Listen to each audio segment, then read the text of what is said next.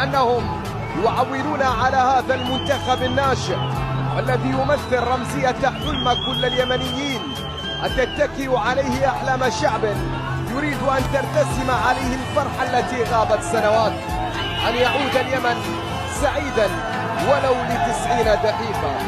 هنا ترى في عيون هذا الجيل ملامح ذلك الكهن المرهق هناك في صنعاء، وتلك الأمة الصبورة في عدن ترى أحلام شباب تعز وآمال أطفال الجديدة يعبرون عن أماني أهل حضرموت وأبين وريمة ومارب، ويستشعرون مشاعر أهل الصعدة والضالع وإب وحجة والمهرة، يحملون في قلوبهم أمنيات أهل المحويت والجوف ودمار وشبوة.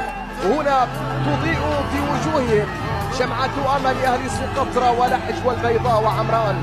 هنا اليمن بل حلم اليمن من أجل السفر بعيدا عبر طيران السعادة نحو الأحلام.